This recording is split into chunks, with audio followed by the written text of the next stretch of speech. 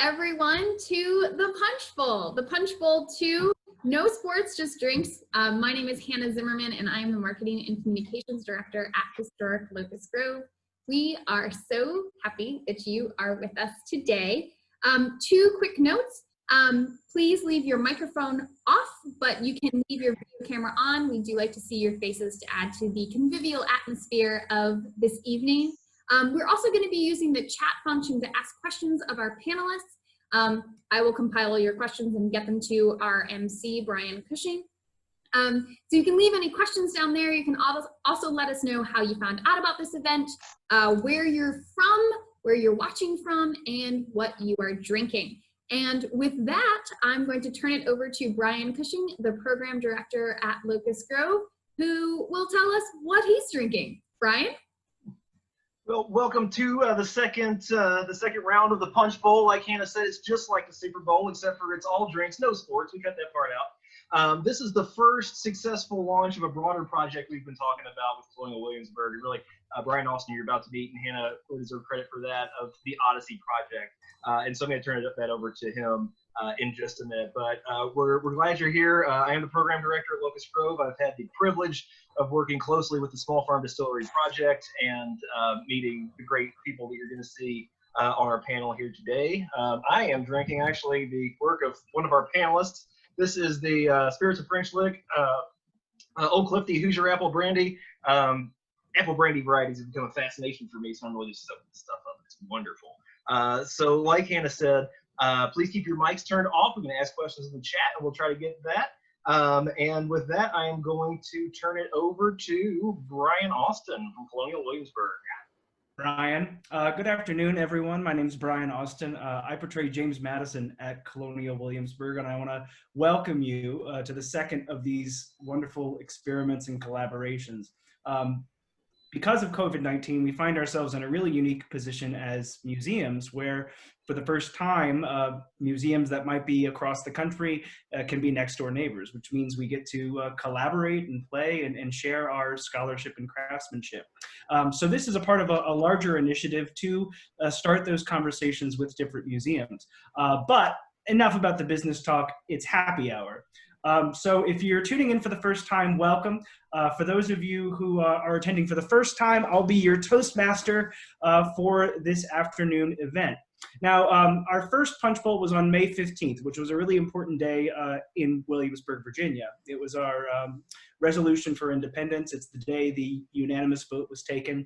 And June 12th is a really important day for not only Williamsburg, but also for America. It was on this day in 1776 that the Virginia Declaration of Rights was ratified and passed.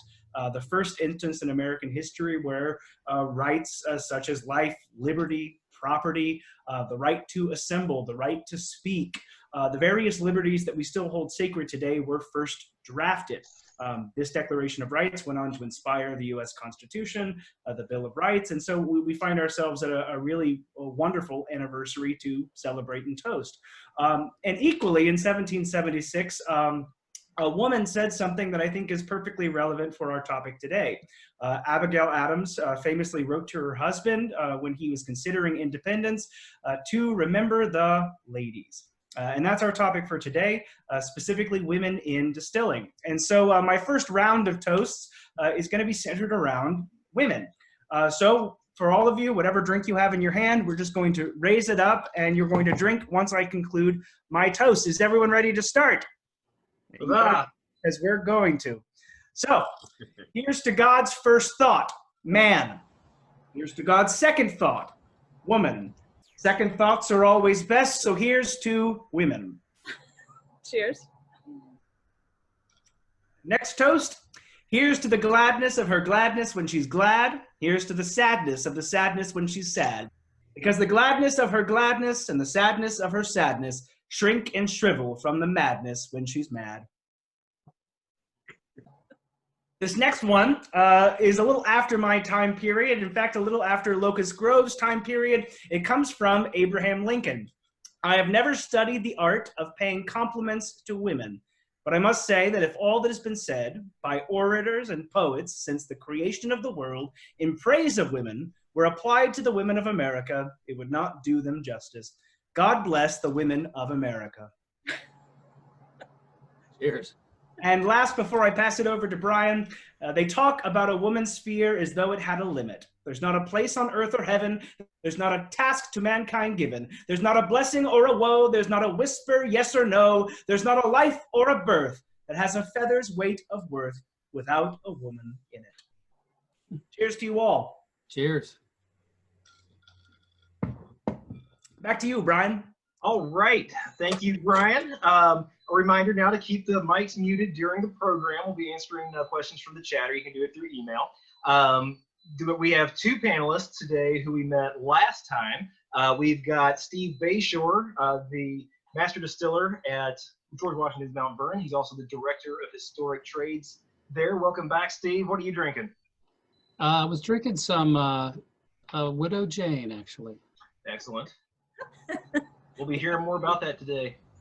Next, we've got Alan Bishop, the master distiller at Spirits of French Lick. He has also helped out quite a bit in the Small Farm Distillery project at Locust Grove. Good to see you back, Alan. And what are you drinking with us tonight? I'm going to just go ahead and fire an early warning shot for later in the show. I'm drinking a distinctly Hoosier bourbon, Southern Hoosier. Oh, we'll get to that. All right, and our our topic today is taken directly from a question that we got last time about what about women in distilling, and we have two lady distillers with us today. Our representative from our partners at West Overton is Alicia Kaufman. Alicia, why don't you tell us a little bit about what you do, what you got with you today? So I am the Chief of Staff for West Overton Museums, and more recently, the distillery manager at our West Overton Distilling. We are bringing back distilling to West Overton. As some of you may know, Old Overholt or Old Farm Rye was originally made and bottled here. Today, I'm drinking High West Double Rye. Nice. Nice. And also with us, we are very honored to have that legendary sorceress of all things spirituous, Lisa Wicker. Why don't you tell us a little bit about what you're doing and where you're at these days? I almost had some technical difficulties and realized my computer was not plugged in and ready to die. Excuse me for the little exit there for a second. This is so exciting because it's like ties in so many different places in my life. Colonial Williamsburg, Brian, oh my gosh. For 30 years, I have been collecting reproduction Colonial Williamsburg decorative arts. I have got, the punch bowl up here. I've got the mugs in the cabinet over here. And anyway, 18th century decorative arts are such a passion for me that I live in a house that was built in the 18th century on Main Street now in Bardstown.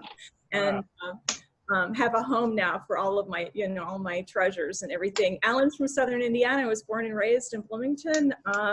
Alicia is a female distiller, so obviously overlapping there. And anyway, but the history and legacy of all of this. And of course, Steve Bayshore, I've been working with him now for 4 years at Mount Vernon. So this is exciting for me today. I really appreciate this. Well, don't leave out about what you do, Lisa. Oh. Yeah. Yeah, That's important. I'm president, head distiller, and head blender for Widow Jane Distillery in Brooklyn, New York. I'm working now currently, I work in Brooklyn, obviously, but I also work in Kentucky, and I work in Pennsylvania a little bit. You're tying us all together. Yeah. She's directly responsible for me being in the industry. So, Really? Thank you, Lisa. Well, she has that way of, kind of inspiring people to take on creative things, I think. Yep. I Well, agree. the more the merrier, right? Well, it's an honor to have you on with us. And like we said earlier, the topic for tonight is we're going to spend most of the time until about 20 to 7 on both the history of women in distilling and then where women in distilling are right now. And that's a topic that's near and dear to our hearts at Locust Grove because us being a small farm distiller, we know that they were enslaved African Americans who were doing the distilling, and we presumed that there were women involved with that. So we may be looking at the work of enslaved African American women. So I'm really I'd like to turn it over now to our panelists, especially Lisa, to try to kind of get us started with your thoughts on where it's been, where we're going, where does it start? Yeah, where it's been. Oh my gosh, we know that a woman, kind of invented distilling, or at least made her mark, and now down through today. And it's interesting how it's ebbed and flowed over the years and centuries about where women's presence was in distilling, and where it fell off again, and where it's picked back up again. In the spirit of pastiche, or everything old is new again. People are like, oh wow, women in distilling, have been around for a very long time. We know that, Steve and I've had several discussions while we're working together. There's all kinds of speculation that maybe Miller's wives were the first women to start recording some of the recipes, even though we know we have in history people that are documented, but there's all the people out there that this was like daily work for so many women for so many centuries. It didn't get written down. Just like, you don't say, oh gosh, I just went and put a load of laundry in my washing machine, right? We don't record that about what our day to day was. But yeah, it's you start picking different time periods on the timeline, and it's just also exciting, right? You can get hung up easily on different places. I just found out recently with all the Salem witch trials that I had an ancestor, and she and it makes me wonder, like, gosh, was she a distiller? Because she was accused. It was towards the end of the witch trials, and so she was never hung. But I guess I wouldn't be here maybe. But it's like, it's just it's also remarkable, and we keep learning something every single day. Steve and I've had these conversations several times, and we're always turning the next stone over with all of it. Yeah, and Lisa, it reminds me of the discussion where you read it in early texts about cooking, and that's where distilling and brewing really were part of cookery and housewifery and working in the kitchen. And the women were expected to know about all of that. Yeah, they were hearth chores, right? And then when it becomes industrial, as the Industrial Revolution comes, this shifts into larger plants, and distilling really takes on, a new economic force, which means men move into that. But in a number of the distilling texts of the 18th century, what's interesting is the language in a lot of the introductions or the early chapters will say of the distiller, he or she shall. And so that tells you something right there. That's a primary source document that indicates that women were involved even when it went industrial. And of course, one of the stories in Scotland is at Cardew Distilling, where that was really, the husband passed away, and Helen, the wife, took over Cardew, which was bought by the Walker brothers that we all know where Johnny Walker made. So it is interwoven, the role of women throughout this industry. And if you looked at earlier cultures, we know it goes back centuries and centuries. Yeah, the very roots of distilling is really based on women distillers, at least in the Western context of distilling. A lot of the Dionysius cults, which is really where we derive a lot of our modern distilling methodology, or at least the base for them, those were led by women. And so when they started using distilling as, sort of a sacrament, it was always the women who were actually distilling. Possibly, of course, the probably the most famous women distillers that we know of nowadays, from the early days of distilling, was Mary the Prophetess, or Mary the Jewess, who was an alchemist. She wasn't distilling spirit alcohol. She was trying to basically, create gold, metaphorically or physically, potentially. But, distilling has a lot of occult roots, and women have been tied up, unfortunately, with some of the, the misperceptions of the occult, and therefore distilling as well, like Lisa mentioned with witches, etc. So, but women have always been a part of distilling from the very beginning of it. They were really the roots of it. And as Steve touched on, coming up into, particularly in England, there was a time period where there was no tax on gin, for example. And so there were books written such as Every Home a Distillery, and most of those homes, they had a summer kitchen, and it was usually the women who were doing the distilling there, because they already had access to, the crop processing that they were doing, as well as all the materials that they would need. They're dealing with baking bread, so they've got yeast on hand. They're dealing with all the different botanicals that are coming into the kitchen for medicinal uses, and it was just another part of their daily life. It's another form of food preservation as well. You know, when you look at it as a hearth chore, if you look at it, you know, they were doing distilling for medicinal purposes. They were doing distilling, you know, in this part of Kentucky in particular, the women that were distilling, they were also using it as money, right? They could barter other goods for it, but they could also keep a grain crop from going bad.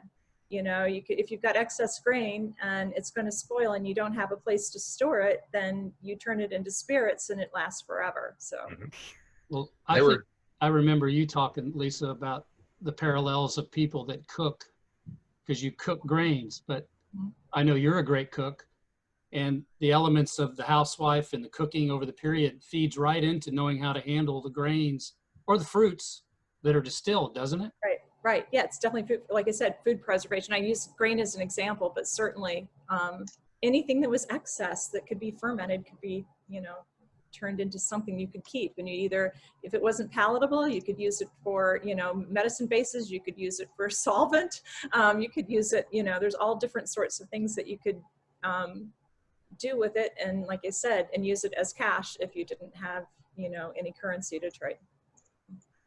And Alan, you had a Back up a thought. little, I'm sorry. sorry, buddy, I cut you off there a little bit. Oh no, I just wanted to establish as we're going through these different periods, just for the sake of the audience, when we're talking about the early Dionysus cults to the gin in London, to the early American, can you all give us an idea of what span of time we're looking at, just to kind of root the audience in context? Yeah, basically, I mean, really in the West from that time period, I mean, you can go back before AD, but basically the 2nd century AD to now, you know, that's kind of what we're looking at. But there were certainly other, especially Gnostic groups, and, you know, again, other small, you know, for lack of a better word, pagan cults involved in distilling. And of course, you know, the Arab world and the Chinese, in fact, very much earlier than that. But finding any solid information there would be hard to trace down. Oh, thank you. And of course, the growth of gin in England in late 1700s through the 1800s is the, you know, the gin growth. And you can read a lot about that, the good and the bad, and the impact of gin and, you know, across the culture. But that is a huge time period of the growth of that.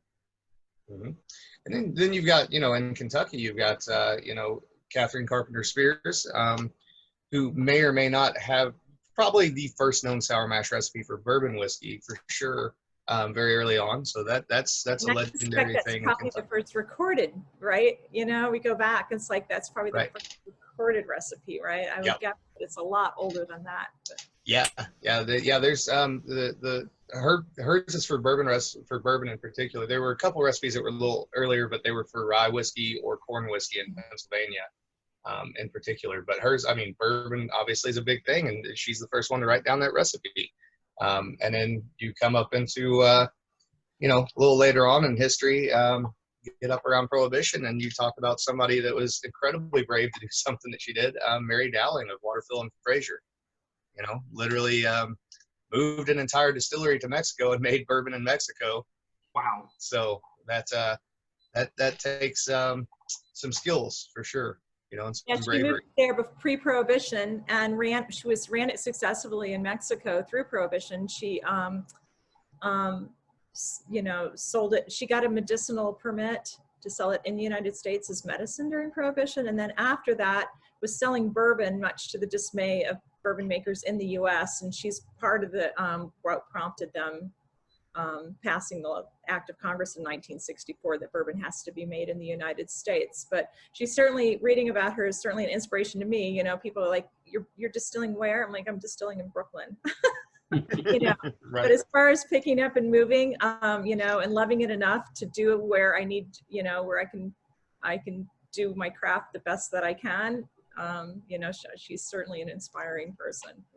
Well, we can't forget about the Lady Outlaws as well, with bootlegging and moonshining. You know, it was very common, as mentioned earlier, with the folk medicine, etc., that you talked about, Lisa. You know, there was a whole class of women in Appalachia running north into Ohio and southern Indiana that were known as granny women, and they made medicine, and a lot of them often moonshined in order to have the base for that medicine.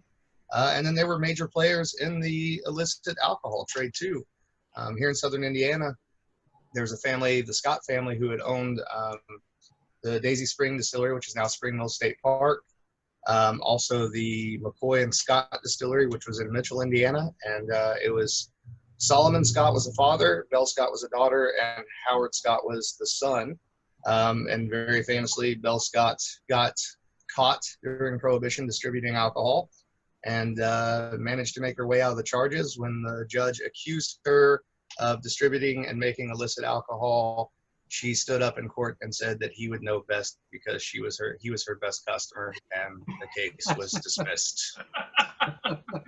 The truth will set you free. Right. We've got a question from the audience, very pertinent to this group. Did Martha Washington have any role at the Mount Vernon Distillery? The only thing we know other than the whiskey and brandy made there was rosewater was distilled there. And we know that was probably for Martha at the house. But she also very much, we know that we have her recipe for a cherry bounce. Yes. And I've thought about the punch bowl, the name of our program. Somewhere down punch bowl number whatever, we ought to address some punches that were popular in the 18th century. We should. George Rogers Clark at Locust Grove also quite liked Cherry Bounce. Yeah, so she definitely was, well, if you look at the inventories in that time period, there was a lot of alcohol in the basement of that mansion. So they enjoyed it quite a lot and entertained quite a lot. Now, when I went to Kentucky on one of my first trips, I went out to, well, not far western Kentucky, but went and visited a lady who's a nun, a Catholic nun.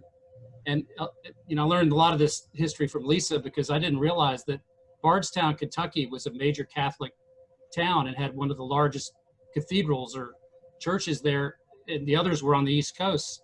And you forget that influence there. And this lady in her younger days had been on the bottling line at Shinley. And she also said that she knew stories during Prohibition that they'd go up into the knobs, which are the little pointed hills in Kentucky. And they would smuggle out the alcohol, and often the nuns were teaching up there, and they would sit on the box that had the alcohol in it, and they wouldn't be stopped on the wagon or inspected. So she had some really funny stories about, you know, that time period. And it's always great when you get to talk with a person of that era and do an oral history, because those stories, if you don't do them, you know, they're lost forever. And I was just honored to hear her memories of that time in Kentucky.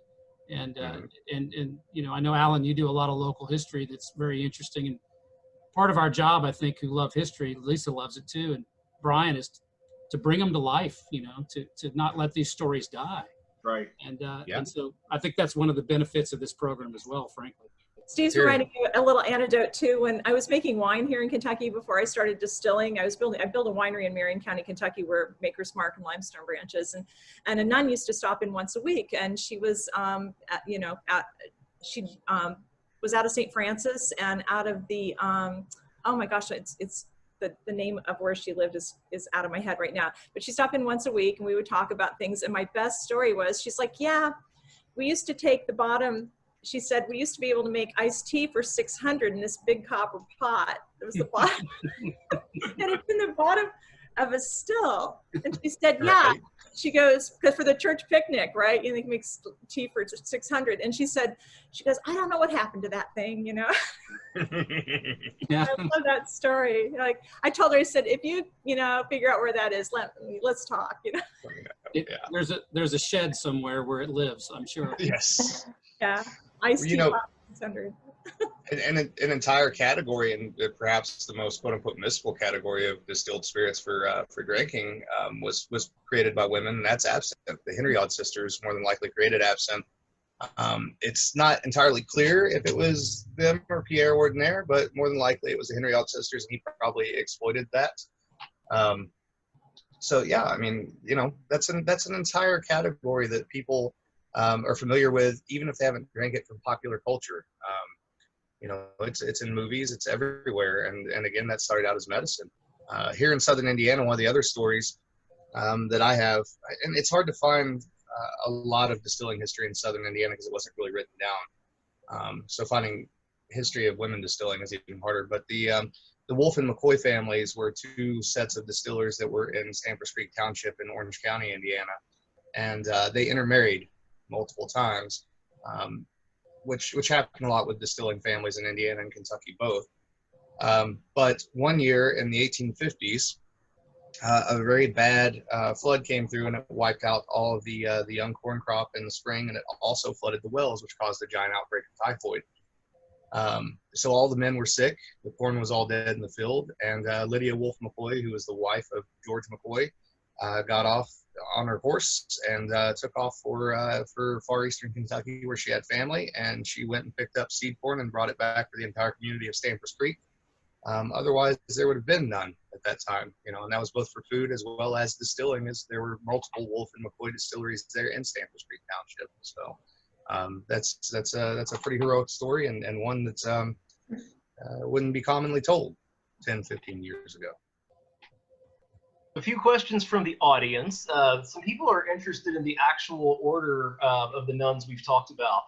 If any of them were Benedictine, and if anyone has visited the Trappist monastery at Gethsemane. I go there often. Excellent. When I'm back in Kentucky, I always make a pilgrimage. It's definitely a quiet place to get my head together, especially, you know, returning from New York. And I went there frequently when I was distilling in Kentucky as well. I love visiting the cemeteries because it's a who's who of people in distilling. When I was distilling for Steve Beam, his family donated that land. The Dant family, his mother's side of the family, donated that land that's under Gethsemane. But it's, you know, and they actually tended a vineyard there from 1847 to the 1940s. So even through Prohibition, it was all for their own consumption. And I don't know why it stopped. I don't know if it's just there was no one to tend it any longer, or, you know, if it was weather related, but they were growing vinifera grapes, which are really difficult to grow in this part of the United States, and managed to do it for 100 years. So Interesting. Wow. Does anybody know about those nuns we've been talking about, what their order might have been? I was looking for the file that I have on that, and I think it's Benedictine. The reason I went down there was I was doing research on the Catholic families that immigrated from Maryland in the 1780s to Kentucky. And so this wonderful lady had some information on those families, which include last names such as some of the Beams and you know, a couple other, you know, brands that have carried on through the years. So trying to connect these, you know, with migration comes skills, right? And those folks set up in Kentucky and continue to, you know, create the whiskeys that we all are famous in some parts. But Lisa, you said in your initial comment there about the nuns there, that site is when you're in Kentucky. I just wanted to remind you are in Kentucky. great. I know you travel a lot, but you're in Bardstown at the present time. Well, migration has been, I think, a big topic of what we've been hitting on today. And I know, Alicia, you're in Pennsylvania. Alan and me are out in the West. Steve's more in what was the East. Lisa's gone all over. Why don't we talk a little bit about what that transition between regions and what migration did to the role of women in this, well, I'd say industry, I guess, and more in this trade. Alicia, what are some of the differences that you're seeing out there in Pennsylvania? So we don't have very much in the way of historic records here about when the Overholts were distilling. We assume largely that it was the men because that's what was being recorded. We also go through a period here where Helen Clayfrick, Henry Clayfrick's daughter, starts purchasing pieces of the property. And we don't know if the family had shed a lot of the distilling records around the time of Prohibition, or if maybe Helen felt she was kind of tidying up the family reputation of that time. I don't come at this from a kind of historical place. Aaron Hollis, who was on the last Punch Bowl, he follows more of the history of all of the small distilleries around here. And when I've asked him, you know, what can you tell me about women? You just really can't find much of anything. It's not to say that they weren't doing it. We know that they either brought a very small still to this property when they settled here. Abraham's father, Heinrich Oberholzer, would have either bought the property with a small still or brought one with him. We know that at some point he had 2 small stills before he went very industrial. I can't imagine that they didn't utilize the labor of the women. You know, they have that summer kitchen, like we referenced. We know that Mariah, Abraham's wife, would have made lavender perfume. And I asked, you know, do we know about the solvent? Was she using a solvent? Was she distilling the perfume? And there's just nothing. But what I find very interesting is, you know, I never really thought about women in distilling, and the people that visit us here and the other people in whiskey that I talk to, they think it's so novel, you know, that I'm a woman. But whenever I think about how I can translate this to kind of our average guest here and really talk to them about it, I always end up talking about cooking. You know, how the yeast smells like baking bread, and how, you know, you have to watch your temperatures on your mash tun, just like you don't want to burn your spaghetti sauce. So it's so natural to talk about it like cooking, that it kind of smacked me in the face that this was women's work. Of course this was women's work, because it's just a big cook. and I can't imagine that they weren't doing it here. So, you know, we keep digging, we keep looking for things. It's not apparent that Mariah or any of the wives kind of had a hand in it, but maybe someday we'll figure it out. Well, two things that you said kind of stick out in my head. First, the lavender perfume thing. More than likely, there probably was some distilling going on for that, because it doesn't extract well, even the aroma, just in alcohol without distillation. So small scale distillation probably was happening for that. I mean, no proof of it, but that's pretty interesting. And then the second thing is that, you know, no matter the machismo of any man out there, if he's married to a strong woman, even at a time when women maybe weren't as prevalent as what they are now, he's going to go to his wife and ask her what she thinks of something, even if it's whiskey. Right. So women played a big part in it, one way or the other. You know, even if it was behind the scenes sometimes. Because I know when I distill something new, I don't rely on my palate. I bring it home and I put it in front of my wife, because she has a way better palate than I do. And she'd probably make a better distiller than I do, really. She's far more organized than I am, for sure. So. Well, the issue of palate is interesting, because I've read a lot about that. And Lisa, I think maybe it'd be nice to hear from you on that, because I think there's some documentation that women's palates are, in many cases, more advanced than men's, and I think that's critical. Yeah, it's just biological, you know, it's women and their babies, right? But yeah, it's been proven over and over again that women can smell and taste better for whatever reason. So some of the audience wants to know, did women utilize the Decus hydrometer to proof, and why? Or no, to proof whiskey. I don't know if I'm pronouncing that right. DICAS. I have no idea. Yeah, that's a good question. I have no idea. You know, Becky Harris, Steve put together a panel of 11 distillers at Mount Vernon last fall that had, in one way or another, had influence over the project at Mount Vernon. And Becky Harris of Catoctin Creek and I were the two women on the panel. And she had something so amazing to say. We were talking about, you know, the beginning of the Industrial Revolution, and when it shifted from hearth work, daily chore work, to industrialized, when a lot of crafts went away, right? You know, it went into and started, everybody wanted something that was, you know, shinier, right? And even sometimes at the expense of the craft. But, you know, she said, you know, if she had the best line I've ever heard. She's like, you know, if laundry was artisanal, men would be doing it. Yeah. They got the biggest laugh of the night. Right. It did. That's the reason I give her credit, because I told her I was going to steal it and use it, you know, but yeah, you know, so, you know, it was just interesting. And I think, you know, to Alicia's point, I think it's the reason a lot of it, as I said before, was not recorded, because it was just the daily routine. You know, there wasn't anything extraordinary about it to really write it down.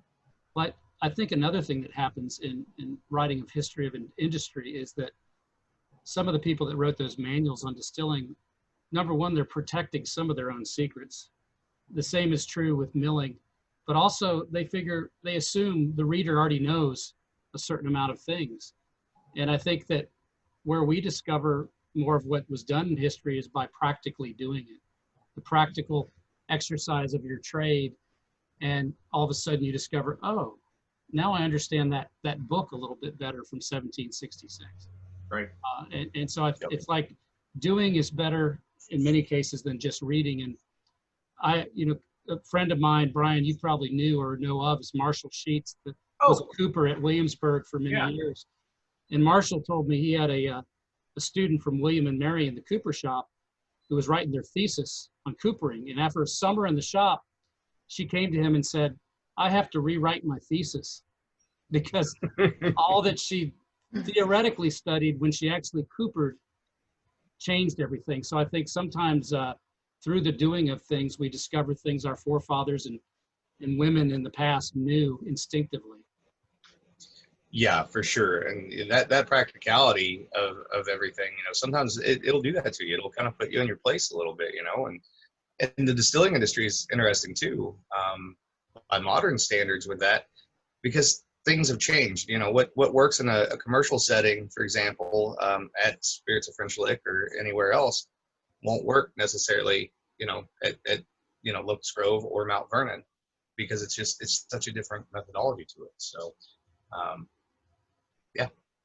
That's one thing I think that I've noticed myself, and it kind of leads into a topic that we've brought up a few times and probably would be worth expanding on. But in this pre-industrial phase, no matter what the trade is, whether it's distilling, whether it's sewing, cooking, it's like time moves differently. We take time for granted, but the railroads basically invented, how we look at time today. And so it's like you almost have to retrain your brain to look at to function at the speed that everything's going and actually appreciate that speed. And so that's one thing that I think we've touched on a few times tonight in the transition from women to men, was this massive industrialization of the industry, going from a home or farm craft to a major industrial craft. So when are we talking about, how does that look, and what happens to the women who had been doing the job? Are they still doing it on a small scale? Do they get kicked out entirely? Do we have any idea how that looks? Well,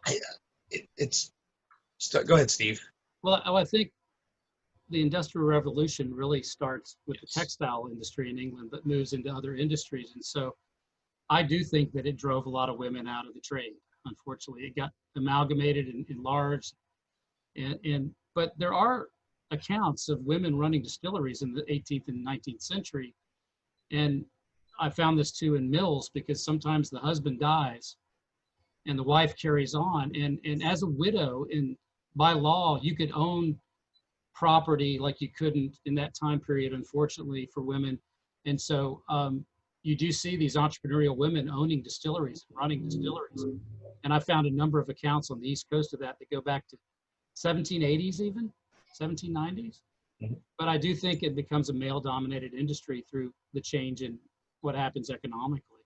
Yeah, I agree with that. I think industrialization played a huge role in it. And I think for certain states in particular, as far as records go, prohibition, just like it erased a lot of the other distilling history in certain states, certainly erased the contributions of women.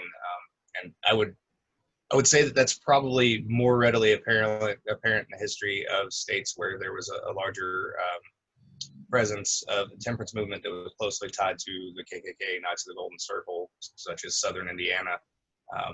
Anything that they found dissenting or that didn't fit their viewpoint, they were actively trying to erase in Indiana history. And I would say that, distilling, they tried to erase, and I can imagine that women in distilling was probably even more offensive to that particular group, would be my guess.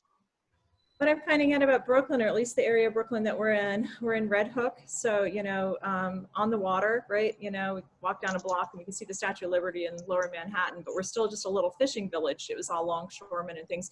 So women in distilling, through Prohibition and post-Prohibition, mostly were doing it illegally. It was a side hustle for most of them. A lot of the brothels, there were also distilleries. I know a gentleman in the industry that's older, and his mother and grandmother had a restaurant on Staten Island, and besides the restaurant, they sold illegal spirits and ran numbers. so one-stop shop. Yeah, it's pretty colorful, right? It's pretty colorful, but in the most place, it was more, talking to him, it was more about them making ends meet, and you did what you had to do to, you know, to make ends meet sometimes. And yeah, it was very working, you know, like I said, Brooklyn is so large that, you know, I can't speak for all of Brooklyn. I've just kind of concentrated on where we are. A new space for us was actually a distillery we just discovered, because we're going back to the original permitting for 150 years ago. It was a rum distillery. They were bringing in sugar, and so rather than moving all that sugar, they were just distilling it there, right? And it was molasses and semi-refined cane sugar, because it's a port. You know, we're at the mouth of where the Hudson River, where the Atlantic Ocean meets the Hudson River, and so it was a natural port there. And so needless to say, lots of spirits getting transferred or produced or imported or exported.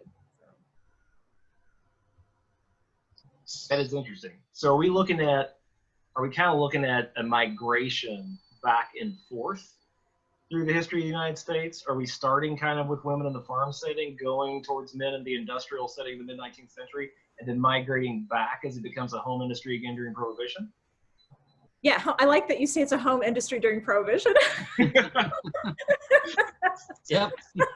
Brian, that's brilliant. Gives new meaning to the words I'm It was headed. the Etsy of its time. Right. Etsy of its time. Yeah, I can't add anything to that. That's perfect.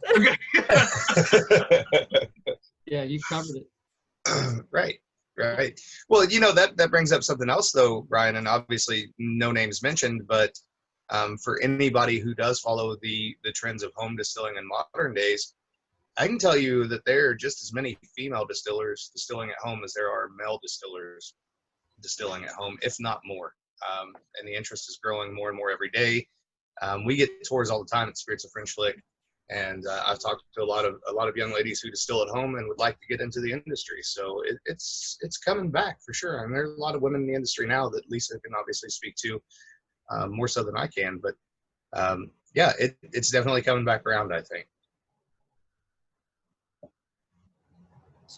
So Lisa, when you think of post-prohibition, and I know you've studied the history of distilling so much, who are some people that you think of may have been some of the earliest women that got engaged in the 20th century and you know, made their mark that maybe we don't all know about? Oh, well, you know, definitely in more recent times, you know, there's so many women like Pam Heilman, right? Pam, she just retired from Michter's 9 months ago or so, and she had run the Booker Note plant for Jim Beam for 17 years. She and her husband, it was a practical decision for her at the time. She didn't realize where it was going to lead. She and her husband were both working at the same place. They were both engineers, and I can't remember where that business was, but they decided to protect their livelihood, they should work at 2 different places. And so he stayed on where he was, and she looked and found an ad for Beam, the Booker Note plant, and she got in there and was there for 17 years before she moved to Michter's and moved into the master distiller position about 3 years ago. So right towards the end of her career there. And Andrea Wilson's there. Andrea's, you know, had a long history in distilling. So there's all these names in Kentucky and across the country of people that aren't recognized necessarily. You know, there was definitely, you know, oh my gosh, there's, you know, now women in distilling, and you know, they're starting to get their dues, but you know, they were in the back, you know, they were doing the day in, day out, and in the what I want to say, in the shadows a little bit until most recently. We have definitely got the foundation of a lot of ground left to cover here tonight. We're going to wet our whistle one more time to toss it back to Brian Austin at Colonial Williamsburg to lead us in another toast. Thanks, Brian. I was getting thirsty. Right, so I dressed out in your honor tonight too. I didn't want you to be the only person in period clothing. I was going to say, you look very, very dapper. I like that window pane check shirt. Yeah. I painted it myself. I spend most of Punch Bowl envying Brian Cushion's chair. Well, Alan deemed it the throne, so. While you were away, we discussed your throne there, Brian. Oh, really? Maybe you were on the other throne. I don't know. So I've got 2 toasts on American spirits and one just because it makes me laugh. So get your glasses ready. A toast to the three great American birds. May you always have an eagle in your pocket, a turkey on your table, and old crow in your glass. The next. Let those who will praise fragrant wine that slowly brings on dizziness. Good whiskey clear for me is dear, for 2 drinks does the business. And the last is more of a poem than a toast, but I think you'll enjoy it, particularly after 2 sips of a drink. A wee little dog passed a wee little tree. Said the wee little tree, why won't you have one on me? No, said the little dog, no bigger than a mouse. I just had one on the wee little house. Cheers. That one's on me. Back to you, Brian. Thank you, sir. One little thing that we want to, not a little thing, a pretty neat thing that we have coming up also a week from tonight on Friday at 4 o'clock. It's also going to focus on women in the industry, but we're talking about women mixologists, actually, and it's on Juneteenth. And so we have 2 African-American mixologists. One's Andrea Merriweather, who has worked with us quite a bit. And our other guest is the first African-American to pen a mixology book since, I think, the late 19th century. And so they're going to be talking about this. Andrea's explored more of the older side. Our other guest is, her name's escaping me at the moment, I'm very sorry. Shannon Mustafer. Shannon Mustafer. It takes me 10 times to meet a person before I remember their name. But she's going to discuss the modern side. It's going to be very rum-centric, which of course is very essential to the landscape of early America, and also Locust Grove William Cron's preferred spirit. So back to the discussion on women in distilling. It sounds like we're now, I hope I'm not rushing this, but it sounds like we're busting now a little bit past prohibition. We're getting back into an industrial place. We're getting into a very regulated place. And is it safe to say women start to get forgotten again, and maybe they're only just now coming back to the forefront for their contributions? Well, I think there's a little bit of an interim story, because I have to confess, Lisa and I did a little homework before the broadcast to compare some historical notes. But Lisa, you told me something interesting about women in handling the bottling line. Some information. Oh, yeah. It's fascinating. Yeah, Dave Sherrick is my mentor. Dave's the gentleman that put Woodford Reserve back together. And he, there were so many stories where women were, their skills were used, right? We are a little more attention to detail on cleaning, right? And distilling's what, 80%, 85% cleaning and 15% of the fun stuff, right? And bottling lines, most of the bottling lines, I have, a couple friends here in the industry, and their grandmothers were on the bottling lines because they didn't break bottles like men did. They didn't knock cases off. They didn't break bottles. They were, their hands were a little bit smaller, and they were more agile, and they were able, to do that. A lot of women were held back on the plant floor because women wore skirts, and that quite literally, Sherrick taught me this. He said they didn't want women on ladders and skirts. So that, if anything held back, it was clothing. Right. Yeah. If we'd stuck to, long 18th century skirts, we probably would have been okay. But, it got a little bit shorter than it was out. But he said that was quite literally, it seems so, seems so simple, right? But it was quite literally what held women back on the plant floor for years. I translated the bottling line commentary in my head to women actually use their intellect to fix the bottling line versus someone like me who's just like, hit it with a hammer a couple more times, it'll probably work. Yeah. You got to cuss at it enough and hit it enough times, it'll work. It's how I got my foot in the door, probably in the industry more than anything, is that I was willing to completely disassemble the bottling line and reassemble it. Yeah. Right. Right. Yeah. I think again too, prohibition. There would have probably had some of the small farm distillers, especially brandy distillers, been able to survive prohibition, there probably wouldn't have been nearly the lag in women in the industry that there ended up being in the 20th century.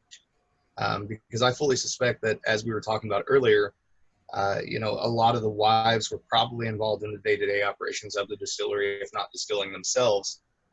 But because of the way that prohibition played out, and the way that the laws were sort of catered towards large distilleries that after Prohibition, they weren't able to obviously get back up and going. And therefore, we don't know the names of a lot of the women that were probably involved in those smaller operations. And the industry didn't match the 70s and 80s with the women's movements. The industry, the bourbon industry, was tanking. So, you know, Right. there were not a lot of opportunities for anyone in the bourbon industry, let alone women at that point in time. So, you know, the people that were in it already were, you know, trying to hang on while everybody was drinking, you know, rum and vodka, right? And brown spirits were somebody, you know, some old guys drink. They weren't, you know, a contemporary drink, and that, you know, that's when they couldn't give bourbon away. You know, a lot of source bourbon was sold in Asia and in different places overseas because nobody in the United States wanted it. It was sitting around in the rick houses. And so, you know, that the opportunities didn't match the movement at that point in time either. And I think it's probably worth mentioning that at least one of the few people that I know that was giving opportunities, and somebody that's very well known in the industry now, on the female side of things. You know, Hubert Robin was one of the very early brandy distillers, and Nancy Fraley, who is, you know, one of the best women out there. Yeah. I wasn't going to say it because it's yeah. She's in mine. right. But she's that lady is incredibly talented, and far more talented than most of the men in the industry that I know. Incredibly knowledgeable. And always willing to learn something new as well. So, you know, and then she came into it at a time when, again, as you said, you know, women opportunities were rare to begin with, and opportunities for women were probably even more rare. And, you know, that Hubert brought her in and let her learn under him and taught her his secrets. And she took those and ran with them and made them into a business all her own, and teaches classes nowadays and can hold her own with anybody who's been in the industry for however many decades. So. Well, I guess that takes us to advance it a little further past the 1970s and 80s and what's happening with the craft world that exploded. And, you know, we've, you know, after meeting you, Lisa, been introduced to a lot of other ladies in the industry. You know, Becky Harris, you know, I actually met Becky before I met you, because she was on one of those early brandy distillations that we did with a bunch of craft folks. So, you know, I know Becky, I know Maggie Campbell, I know you. Maybe would you be willing to talk about a few other people you think are making their mark and to be reckoned with? Oh my gosh, that's putting me on the spot. I've noticed during this program, I've enjoyed putting you on the spot 3 or 4 times. Yeah, somebody else answer that. Yeah, I know so many people, it's hard. Molly Trope. Oh, Molly's brilliant, right? You know, she's a great chemist and an excellent distiller, and yeah, you know, there's a lot of people out there. You know, Becky's the first female president of American Craft Spirits Association, which is not a terribly old association, but you know, seeing her on the, you know, being in the president's panel. I was teasing Alicia before, you know, we were talking about it beforehand, and I said, yeah, there's almost, I was not sorority material in college, but there's almost an instant sorority and women in distilling. You meet another woman in distilling, it's like, you just kind of know, right? You kind of know where they're at. And, you know, and then those of us that are over 50, you know, I could jokingly say there's 4 of us, you know, right? You know, so, but, you know, more and more, but, you know, you don't, even in the 10 years, when I moved out of winemaking and into distilling, there were 250 craft distilleries when Steve Beam hired me at Limestone Branch, and now there's 2,500. And there's been explosive growth. So there's so many women that I have never even had the opportunity to meet, you know, let alone know exactly what it is that they're doing, because I think everybody's so, you know, darn busy, right? And people don't look at it even in 10 years the same way. They just know that you're the distiller, that it's not that you're a woman distiller, you're just a distiller. Yeah. Right. Well, then someone, sorry, Brian, did someone go ahead. Jeff Creed, the ladies at Jeff Creed? Yes. And then Silverback as well. Yeah. Oh, absolutely. Yeah, absolutely. Lauren. Yeah. That's what I was actually getting ready to bring up. Reading my mind over there, Steve. And then Nicole Austin. Oh yeah, watching Nicole go into Dickel after being at Kings County in Brooklyn. Then she was overseas with one of the Irish distilleries and came back, and you know, she's now the master distiller for Dickel, and you know, it's wonderful to see what she's done with that, you know, the whole Cotton Hollow distillery. And, you know, it's this big, spectacular spot to visit. It's beautiful, right? But she's really doing some remarkable work there, and stepped back, and, you know, she's really detail oriented, and stepped back and really gave it a long look about what she was going to do there. And, you know, anybody that knows Nicole knows, you know, she's not going to take any prisoners, right? So, yeah, she's done a remarkable job there. I really admire her and what she's done very much. So thank you for helping me with names. Yeah. Well, on the economic historical point, is that what's interesting is Alan mentioned, and we've all know what Prohibition crushed. And what's wonderful about the entrepreneurial spirit in a free market is that the growth of craft not only helps products be developed, but it opens it up for lives for people to be creative. And I think sometimes we forget about that. It's not just about the dollar. Everybody here around these screens does it because you love it. It's part of you. And I think that's the beauty of some of these sort of jobs we get to do. Even, you know, Brian, and what you bring to the table for visitors at CW, we do it because we love it. And it opens a lot of doors for all sorts of people that will create stuff no one ever thought of. That's a great place, yeah. And so, you know, Lisa really introduced me to the craft world, because I was kind of in my bunker of the distillery at Mount Vernon, and more in the mill than the distillery in the early years. But it's been a great ride for me to meet people and learn about the stories of people that want to bring history to life or create products that are unique. And I think it's opened the door for a lot of people. And, you know, after we get through all the stuff we're going through, I hope that resurgence of that sort of creative spirit comes back for a lot of these small companies. Yeah. Yeah, you know, there's that too. You know, you start to cross paths. Alicia and I met at Stolen Wolf. It was the first rosin ride distillation, you know, that they'd ever had there. And I was, you know, it was kind of an honor to get invited to go down there and do that. But, you know, it's just all that collaboration, and it's definitely a community, you know, and it really doesn't matter at that point whether it's a woman or a man, or, you know, it's definitely a distilling community. And hanging around Dick Stoll isn't bad either. Yeah, he's what a else. character. I've got a couple of questions here. First of all, Lisa, you mentioned one of your fellow distillers. You mentioned she was a great chemist.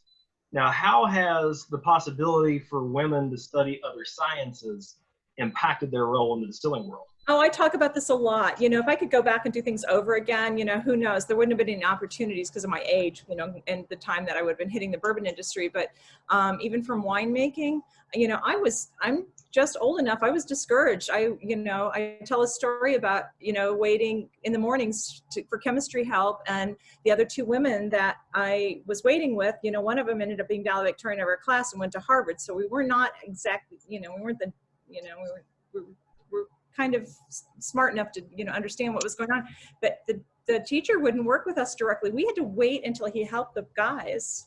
And then we would have to stand around and pick the guys' brains about what was coming up on the test or last night's homework, you know, and you look back on that. And, you know, even though I studied journalism, I started working in a biology research lab, right? And you know, I even was drawn to it even as, you know, a writer and photographer, because I did all their technical writing.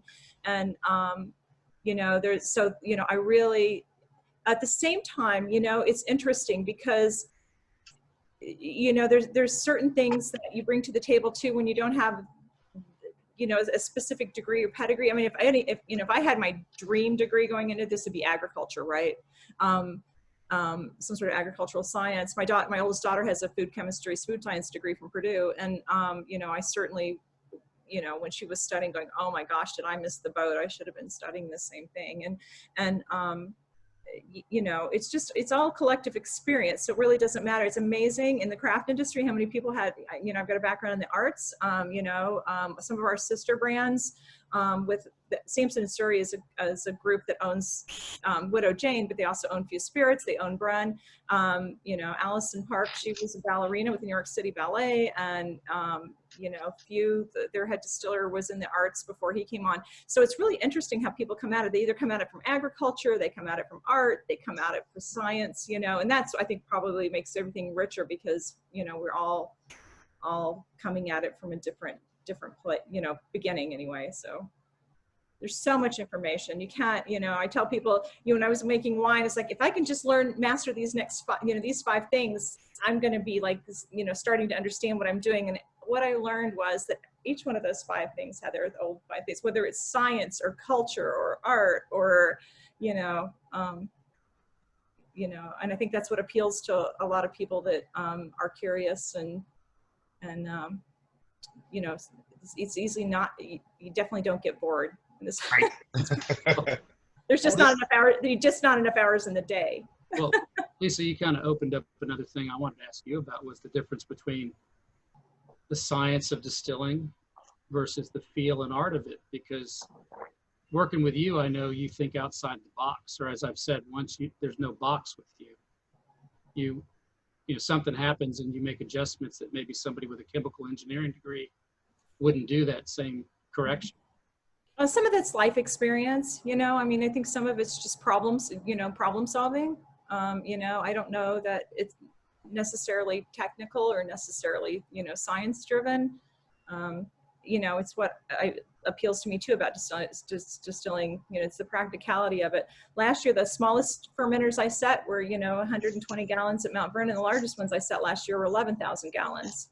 And I don't approach either one of those. And then, in the middle, I've got a lot of other sizes in the middle of that, depending on what project I'm on, but I don't approach it any differently. You can say, oh yeah, well, it has to be different. Well, it really isn't, it's all really elemental, it's grain and water and fire and, but like I said, I don't really approach it any different. I have the same checklist going off in my head, whether, it's getting distilled over open flame or wood fire, or if it's getting distilled by steam or, even electric generated heat, Well, we got this question about women in distilling, and we decided that was going to be our second episode. We knew we didn't have to extrapolate. It was just all us guys on the first panel. We've got 2 of the real deals here with us tonight. So we've naturally worked around to where we are now. Let's hear just a little bit of the real story of Alicia and Lisa about where you are, how you got here, what you're dealing with, and where you're going. I want to hear Alicia's story first. I think I've said it so many times, you probably heard it, Lisa, at least 3.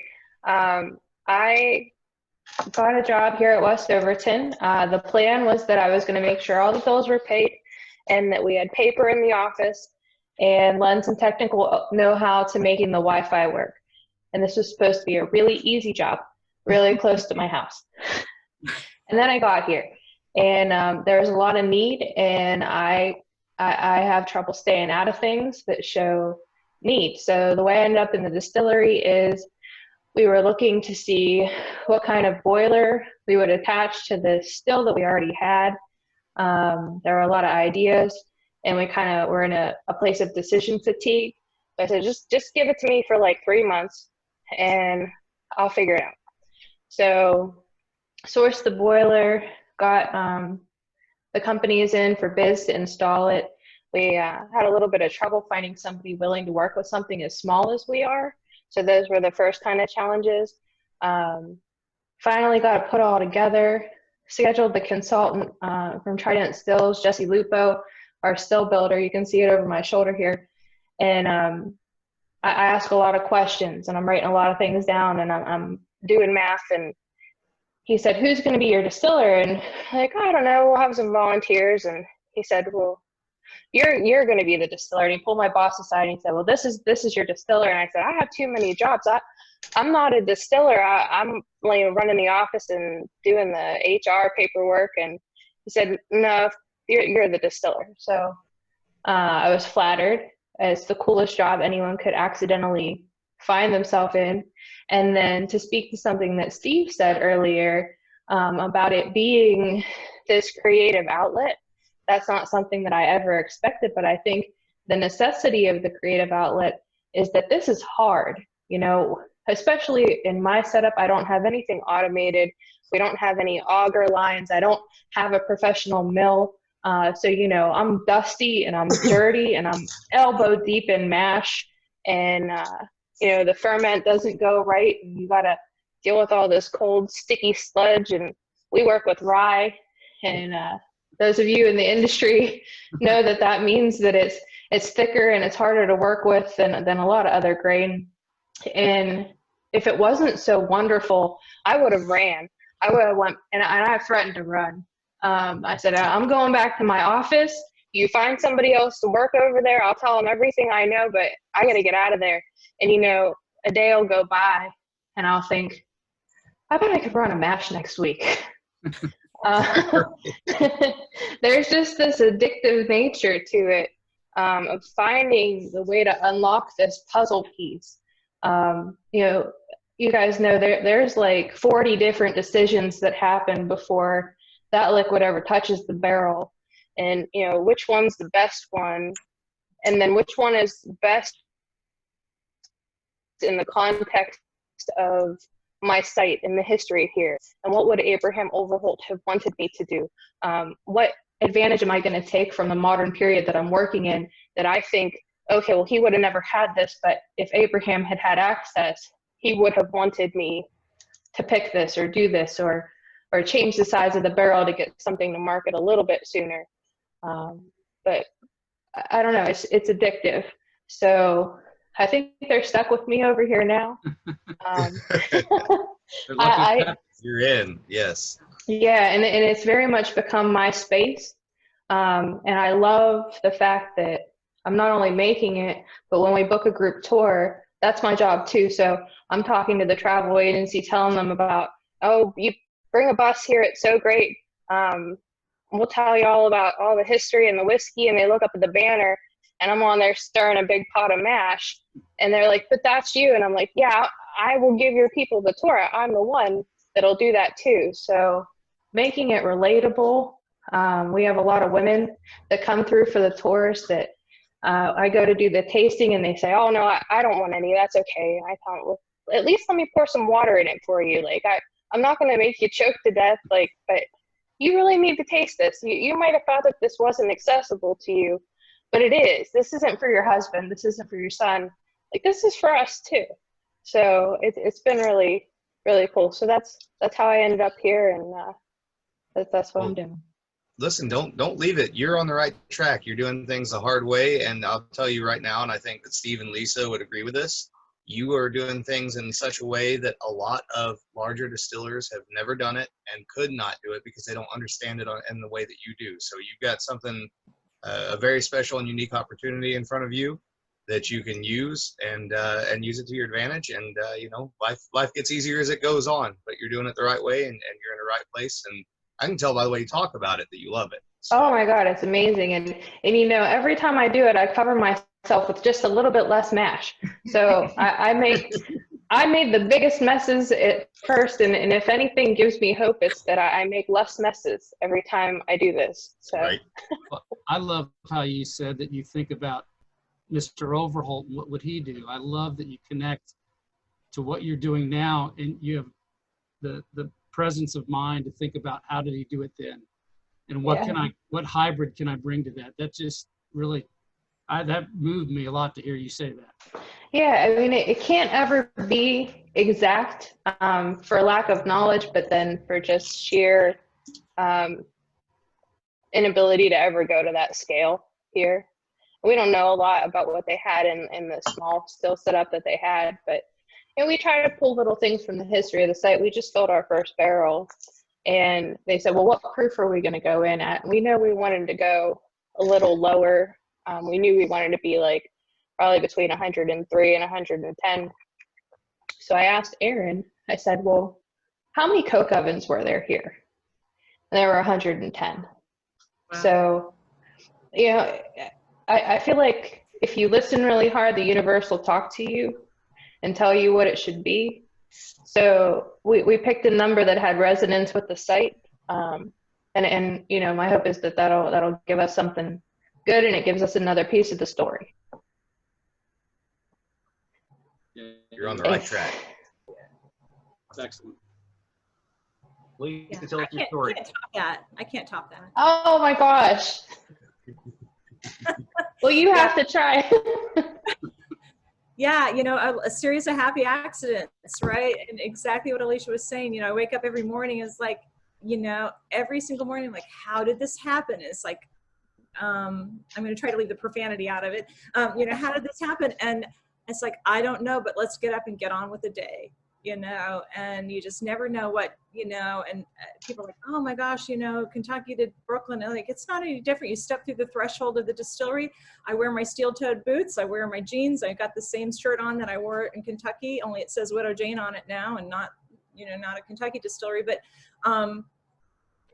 you know, like I said, you know, it's the same logistics, it's the same cooking, it's this, you know, different corn. I've got, you know, some luxuries that I haven't had before working with the farmers. I always tell people, you know, I love the farmers and the truck drivers and the customers, and you just never know where your day is going to go when you get up in the morning and, you know, and then you've created this product, you know, and I have the most amazing team now of people that are all so talented, and we're a very small but very mighty team. We're putting out a lot of product, and, you know, we're distilling like crazy and laying our own barrels down while we're sourcing and blending and getting that out as well. And so lots of logistics, and I love that because it's never dull.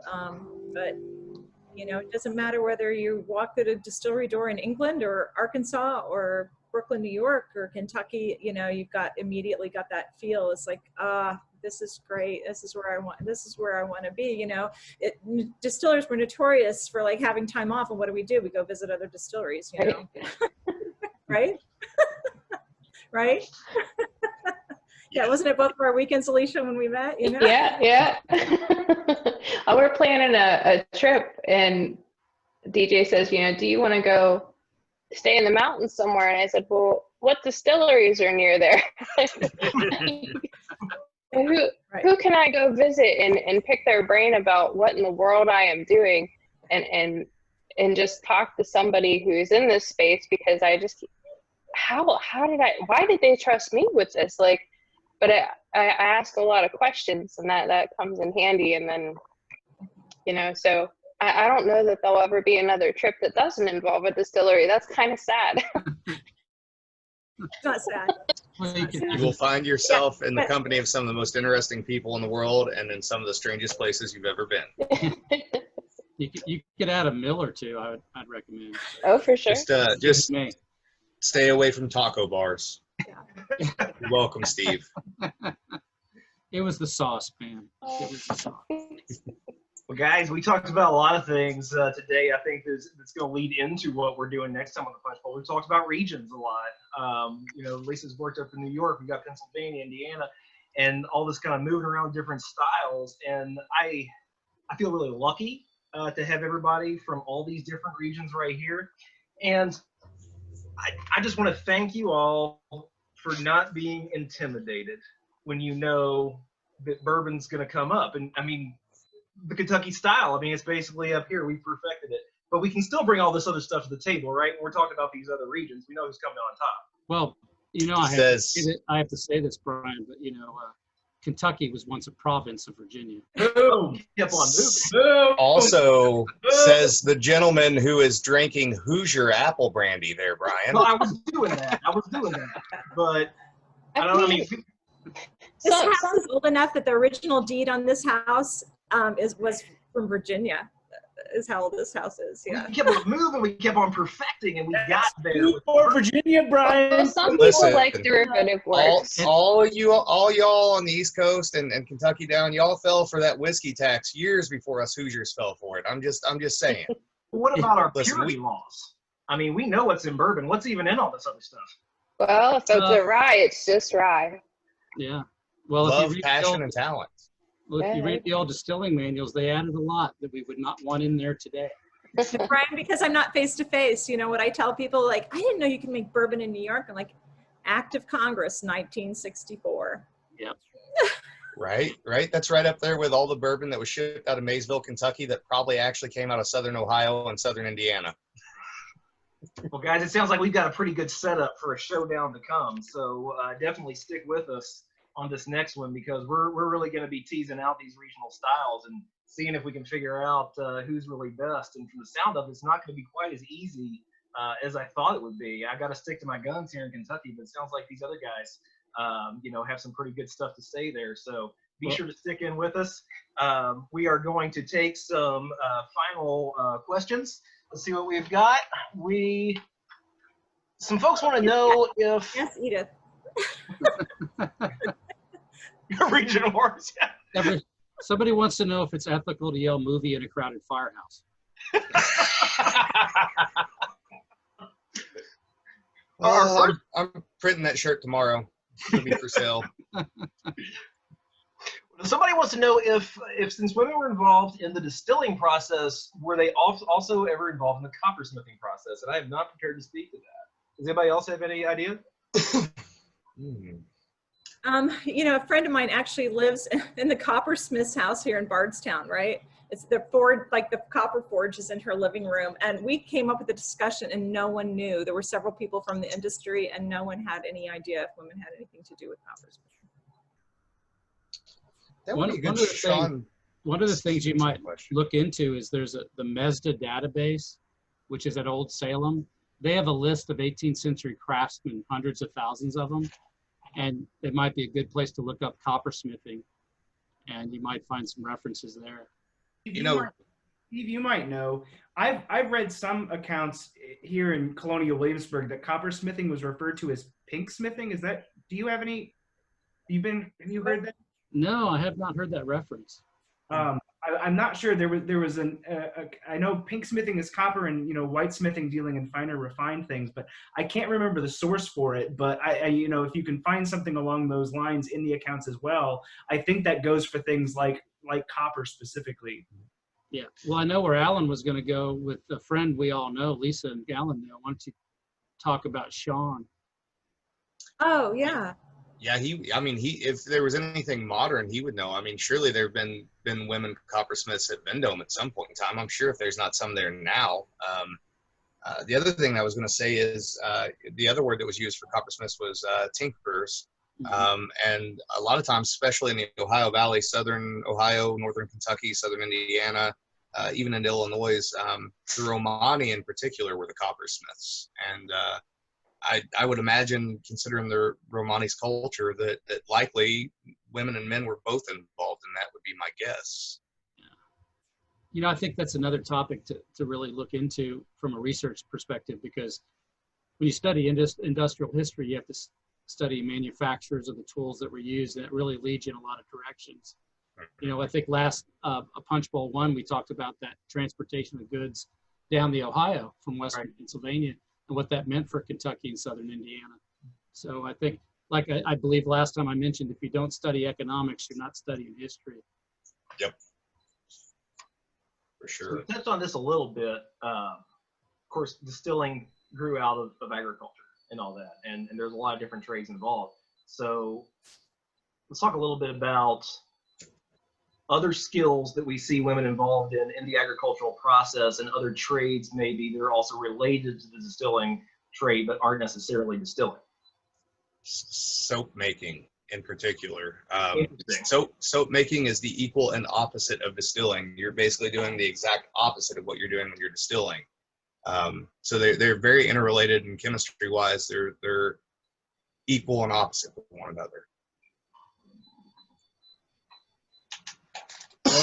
I think the milling and grain trade as well. I found many instances of women running mills that fed all sorts of other industry through agriculture. There's also, I know in Williamsburg you had several instances of female tavern keepers. So it's not on the production distribution. You had Christiana Campbell, Jane Vogue, Sarah Whitaker, all involved as pretty much the chief proprietors of taverns in the city. And so I'm not certain how much on their own account was fixed on the production of it, but certainly in the distribution and management of it. And that's true of the rest of Virginia. In fact, the governments preferred women to own taverns. It was preferable for a variety of reasons of just basic good operations of those taverns. They needed to be clean. Right. I was going to say on the inventory well kept. Like someone, I suffer from this problem. I have a great collection instinct, but a horrible retrieval system here at home. Well, I was going to say the oldest industry obviously is well known, and a lot of times brothel owners were women, and a lot of times they were making the business decisions, and they were the ones that were in charge. And that included buying whiskey for their businesses, or potentially distilling their own whiskey for their businesses as well. May not be looked at in a positive light nowadays, or 50 years ago, but it was another part of life. So one of our star volunteers, Jeannie out there, enjoyed the part about the coppersmiths. She'd like to hear a little bit about coopersmiths also, and do women play into that? Well, let's define the coopersmith first. Coopering, basically, we're talking about the barrels. Barrels, buckets. Okay, so, yeah. Yes. But I think there's some documentation of female coopers at Colonial Williamsburg, I believe. Yep. And so I would tend to think that spreads throughout the trade in other parts of Virginia, at least from what I've read. Last time I was at Colonial Williamsburg, there was an incredibly talented young woman that was a blacksmith. She was pretty remarkable. It's been a couple years ago. She's phenomenal. She actually helped make the hardware for a reproduction Washington bed that we have at Mount Vernon. Oh, wow. Yeah, she's phenomenal. But yeah, I think that, this really tells us that not just distilling, but we need to continue to read and research the role of women in a number of trades that I think the information's out there. If you only do digital research, you're missing a lot, because the old way of going to the library, people forget not everything's digitized. Yeah. Yeah. And I think there's a lot of stuff just laying in wait to be discovered about distilling and coopering. I think, especially small, like local, very centralized historical societies. That's where I've found the majority of things here in Southern Indiana. I think that's probably true of most states, because it's stuff that never gets digitized because they never have, the monetary resources to make that happen. Well, this kind of brings to mind something that I say to people when they come to Locust Grove. A lot of times they're surprised by all the color in the house, and I think it really is.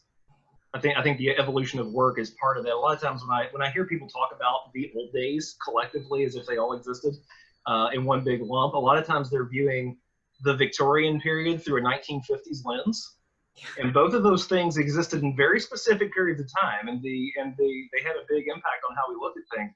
And like you're saying, like who did what work is completely different beforehand. I think the changes during the Victorian period and then how it's viewed later is part of how we lost some of this knowledge. I agree. As you know, our ancestors thought, well, I'm living in the federal period, right? Right. I think things migrate across the boundaries of what history is defined by. Just like if you go on the street and when you're a kid and you say, look at that old car from 1959. Things migrate across the artificial boundaries that historians study them by. And therefore, like what you just said, you miss the nuance of history of the changes because you've got an artificial overlay. Right. Well, this is going to be our last question of the night before we have to start taking it out. And it's a good one. When did trade or work move from women's work to professional, and what defined the difference? Oh, I think it was the Industrial Revolution. I think in England, we got to pin that earlier than America. So I would think sometime between the Jamestown settlement of 1607 and probably 1710. Because maybe a little later, because the Newcomen engine, the first steam engine, was built in the 1700s. So you start to see that change. So I would think maybe I'll put it a little later, 1685 to 1730s. Oh, okay, that's earlier than I thought. Okay. Yeah. I think it would also depend on exactly what you're talking. If you're talking about spirituous alcohol, or are you talking about medicine? Because certainly, and then depending on culture and how well aware that people were of other surrounding regions, you could argue that some of the cottage industries that involved women distilling medicines in the countryside were really in some ways industrial for their time. So you could probably really take it back to the very beginning, not the way that we think of it now, but I mean. Certainly, people always take advantage of the opportunities put in front of them, regardless of sex or time period or ideology. And Lisa, maybe I'm just thinking more of my study of mills, where I know what sort of mechanical, industrial aspects were happening there. So it may not, maybe distilling comes a little later than that, but there was certainly some pretty major machines that we think of that were water and wind powered by the time of 1700. Right, right, right. And I think maybe from your answers that I misunderstood the question. So, yeah. One of the things I know, the Victorian period and the changes that happened over the course of the Victorian period, I'm talking about the whole thing, 1837 to 1901, is a joint passion of my fiance Amy and me. And we always talk about, not this is a universal concept, but we today take going to work for granted. That's something you do. You go to work. And certainly people did that in other time periods too, but that's something that really got solidified during the Victorian period, that work is necessarily a thing that happens apart from the home. And in times before, when work and the home were often integral, then women's and men's work were also more integral with each other. Both were contributing in a way that they weren't so much when men were going to the office, when we were going to the factory, and things like that. And there were these other things that women stayed home did. That's a relatively modern invention. And y'all can dispute that if you like, but that's kind of the conclusion we came to.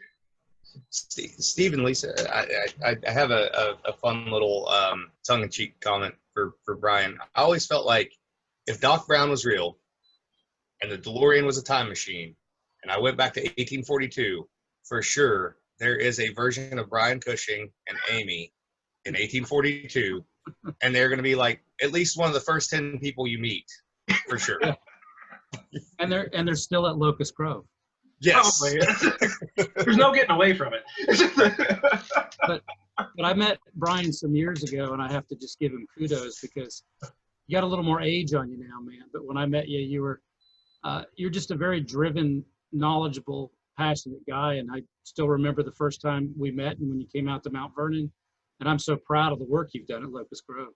Well, thank you, Steve. I was honored that you would take the time to even talk to us. Honestly, I was looking around the stuff y'all were doing. It just seems so extraordinary, like nothing we've ever delved into. I felt very, very lucky that you would take the time with us. So Well, I need somebody to roast some mash besides me, man. Well, every minute of it. That's where that meshing comes through, where I feel like I'm at home, because before I got into winemaking, I founded and ran a costume shop for a professional dance company for years. I was a costume mistress, yeah. That's so awesome. That's the reason I'm always, liking all your social media stuff. It's a really, yeah, it's near and dear to my heart. I appreciate that. Yeah. Well, does anybody have any final remarks before we start to take this thing out? It's been a blast. Well, the last little part of the last question was what defined the difference between when it went from women's work to professional. I just think one of it is the economies of scale. You go from farm distilling or small distilling to these larger operations and what we know as the industrial factory, really.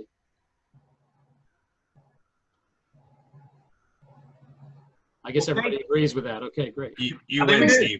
You win. My answer's not as high road as that. So. Tell me the low road. I want to know the low road.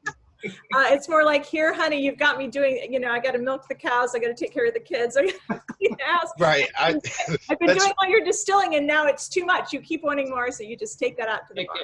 That's where as a married man, that's where my brain went, which was, imagining those early cottage industries that became somewhat industrialized, and the man coming home from doing all the things he did, and the wife being like, this, plus the kids. What'd you do today? I'm gonna go sleep in the barn. That's what I did today. I'm gonna go sleep in the barn. Well, I stand corrected. At least that's why I know partially why I'm single. So I'm not out in the barn yet. Right. Strategy. Well, thanks everybody for attending. This has been a blast. Watch your email for the contact sheet for the participants. If you have any more questions for anybody today and any further info about the Punch Bowl events, we've got another one coming up. The date, I don't know if it's set yet, but it will be. We're going to be getting this crew back together. And it's going to be a good spirited discussion, as you saw earlier when I tried to establish just right out of the gate what the best was. It's apparently not a very simple question. And again, a week from today for a happy hour, it's going to be at 4 o'clock. So watch our social media for that. We're going to have our Juneteenth celebration, which is going to be talking about African-American women mixologists. Again, they're going to be talking about rum, which is really crucial to that early spirit landscape in the United States. And so I'm going to toss it back now to Brian Austin at Colonial Williamsburg for our closing toasts. Thank you so much, Brian. I've got two lined up for you. One, another poem, and the second, if you will, an original one from me. So this particular poem can actually be found in a pub in England. I don't know the name of the pub, but it's a very popular poem. It's called A Man Who Boozes. It was a year ago, September, a day I well remember. I was walking up and down in drunken pride. When my knees began to flutter, I fell down into the gutter, and a pig came by and lay down by my side. As I lay there in the gutter, thinking thoughts I could not utter, I thought I heard a passing lady say, "You can tell a man who boozes by the company he chooses." And with that, the pig got up and walked away. It's happened to the best of us. As for the next one, I've been really inspired by the conversation today. Not just about the specifics of distilling, but the universal in all of our various fields, whether it's interpretation, marketing, our colored past of costume shops for dance companies, and accidental professions and arts. And I think we're all tied to that universal of craftsmanship. And I've often thought that any good art requires a devout falling in love with failure, because it's how you grow. Yes. So on that theme, I think I'd like to, with Colonial Williamsburg opening this Sunday, June 14th, and getting back to work, I think I'd like to raise it to all the bad batches that led to the perfect one. You're here. Amen, sir. 2,000 wrong ways to make whiskey. Yeah, the At bottles, least. the bottles of humility that you keep somewhere under the table. Right. The nights, nights 1 o'clock in the morning, you cry all the way home because you're freezing cold and wet. And you cry all 30 minutes home. Yeah. It's I'm not a never toast, going but back. it's a universal experience. The laying in bed at 3 o'clock in the morning going, did I turn the water hose off? Oh. Every time you fail, it's to find out you're wrong. It's just a chance to get closer to doing right. And then long walk the next morning as you approach the facility. Right. That's the thing about it. You get up and you're like, I can't wait to go back to work. No matter how bad you failed the day before, it's like, I am ready to go back today. Right. And then on the bad days at like 10 o'clock, you get to work at, let's call it, 6:30 in the morning, and you're like, all right, I'm ready to go. I got this under control. And then by 10 o'clock in the morning on the really bad days, you're like, I don't know why I'm doing this. I'm not sure why anybody would hire me. I don't know what's wrong with me. There's something going on. I need to just go dig ditches for a living. I'm not qualified for this in any way, shape, or form. I have duped everyone. Yeah. The imposter syndrome. Yeah. Right. Yeah. And then we didn't even get into the joys of managing staff, but that's another topic. Mm-hmm. That's like Punch Bowl 17, y'all. Although I'll say, to correct myself, I have a lot of wonderful people. I You have a great crew out there. I get to be the face of it, but there's a lot of great people, men and women, that make Mount Vernon work. So Listen, I love my people. I'm just saying I love my people. Can't do it alone. Well, Right. on that wonderful note of teamwork and hard work, once again, thank you all of us to Brian, Lisa, Alan, Alicia, and Steve. Did I miss anyone? I did not. We're all so pleased to all of you that you were able to join us today from Florida to Pittsburgh and everywhere in between. Thank you so much for being with us. Shortly in your email inbox, we will send contact information on next Friday's event, information on how you can give us feedback. What would you like to see in a future Punch Bowl? What topics interest you? And of course, stay tuned. Our next Punch Bowl, I believe, is July 10th. So you'll get more information on that. If you go to Locust Grove's website and locustgrove.org and scroll to the bottom, you can join our mailing list so you'll never miss another Punch Bowl. We're so glad you gathered with us today. And cheers. We'll see you next time. Bye. Bye. Cheers, guys. Thank you all. Great to see you. You too.